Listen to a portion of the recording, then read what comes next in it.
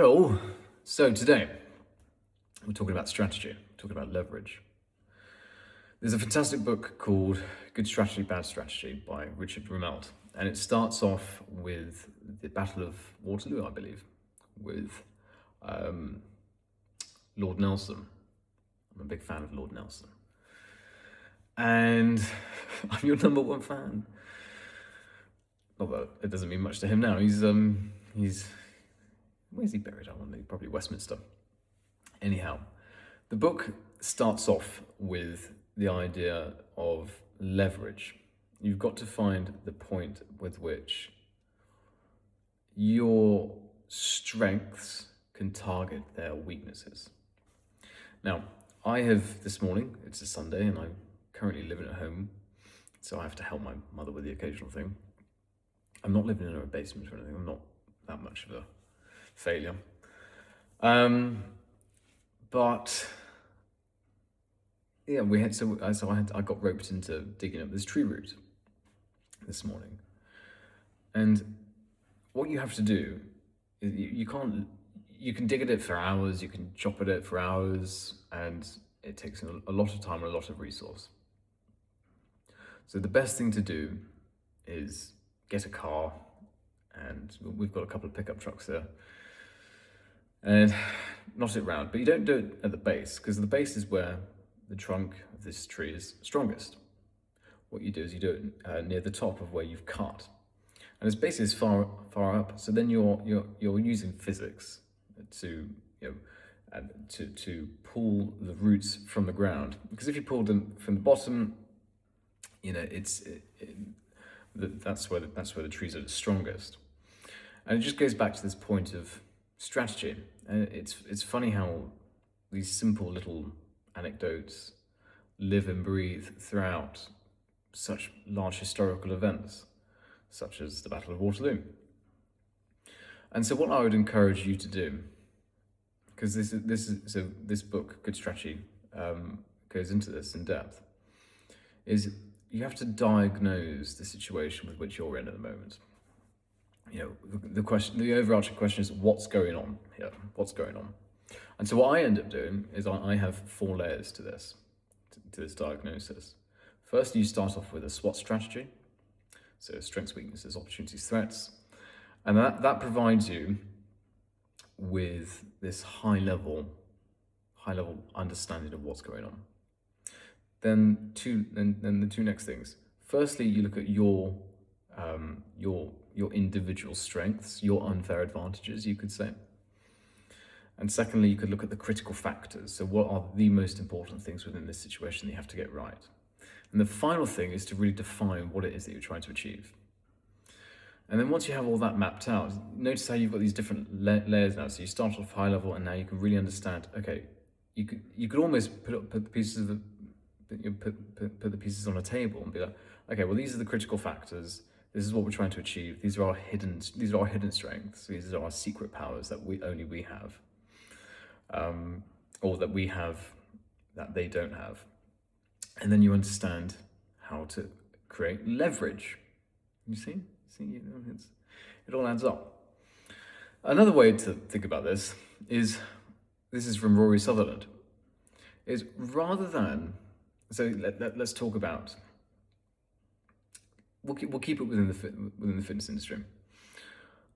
Rather than having a gym that looks at so let's say you wanted to start your own gym, and you think, okay, cool, right, we're gonna have it in this little town, and we're really excited. Let's have a look at what all the other gyms do, and then we obviously need to. That's the baseline, because they've got customers already. That's the baseline, and we're going to differentiate ourselves by being a bit closer. Whatever. Now, the issue with this is that all you're doing is you're moving yourself into the realm of everyone else. And the realm of everyone else, nothing really gets done. You don't really have much of an impact. So what you need to do instead is you need to, again, assess what everyone else is doing. Fine, okay. Assess what they do well, but assess at least one thing that they do really badly that you could do really well at. So maybe let's go back to that gym example. So that, let's say they are all open 24/7, for example. They all have amazing squat racks and dumbbell racks and benches and things like that. But maybe they have a really average coffee machine, for example. Or maybe they don't have a coffee machine whatsoever. There you go. There's your point of difference. And it doesn't, these things are not as minuscule as they could be made out to be.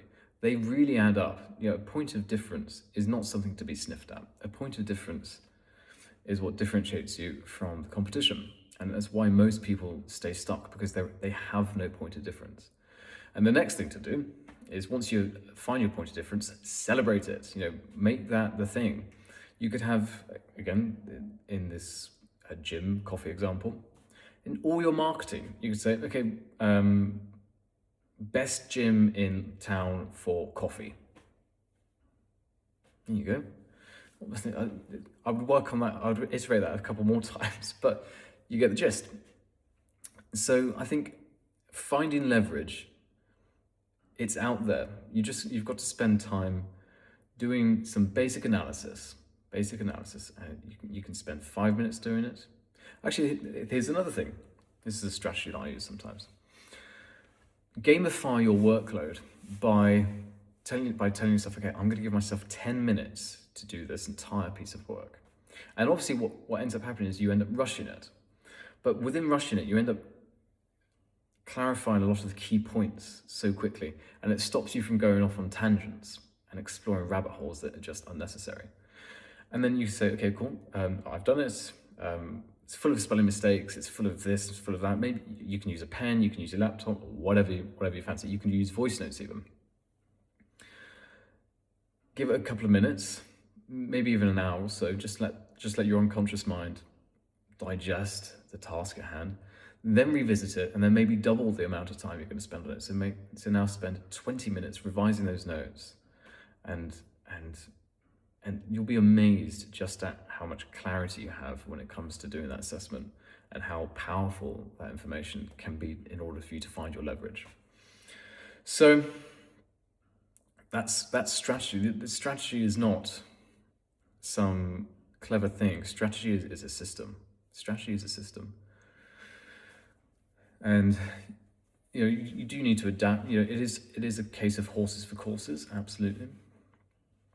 But I think some of these fundamentals here should be able to help you, whether or not you're a business owner or a personal trainer.